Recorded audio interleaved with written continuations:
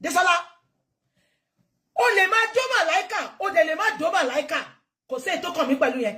Adults méjì ni, consented adults.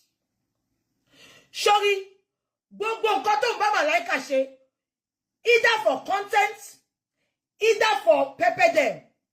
Mo sọ fún ọ̀rẹ́ mi, mo ní Desola ti ń dún àfojúdi. Tí obìnrin bá wà ní ọkọ tó ń dún àfojúdi, ó máa para ẹ̀ ni. Desola, ó fún Kúnlé Afọ́ọ̀dù ní respect lábẹ́ bó tilẹ̀ wù kó rí. Desola. Ẹ̀yin èèyàn wa, Bukky Jesse ó ti jáde wá blast Desola Afọ́ọ̀dù. Ó ní kò fún Kúnlé Afọ́ọ̀dù ní respect bí ó tilẹ̀ wù kó ṣe mọ́.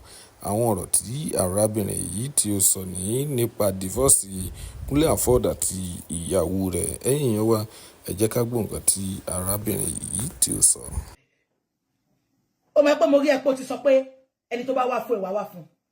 Jáde fún mi tán. Mo ní dá ẹ lóhùn. But ọ̀rọ̀ tí mo bá sọ lẹ́yìn, máa fi sílẹ̀ nbí. It will come back to you.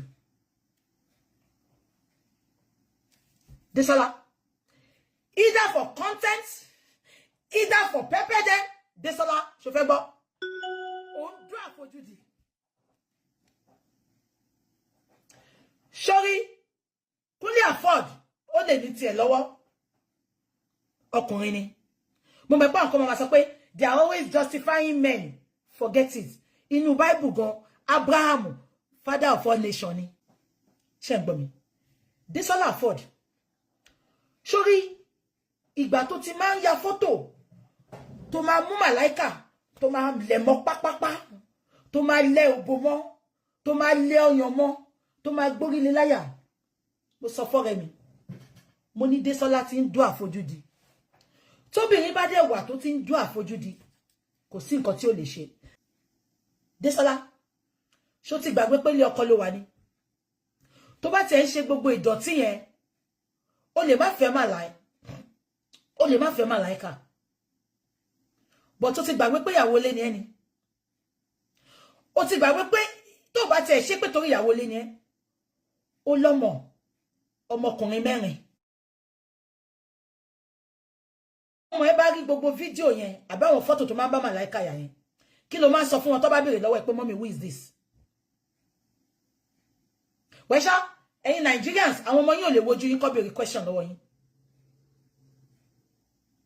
Ṣẹ́rí, irú àwa báyìí, kò ṣe pé àtàwọn decent ladies kan tó jẹ́ single parents. Kò ṣe pé wọn ò lè bara jẹ́. But taba paramount gbà mí, not because of anybody, not because of what people will say. We are just doing it sometimes for the sake of our children.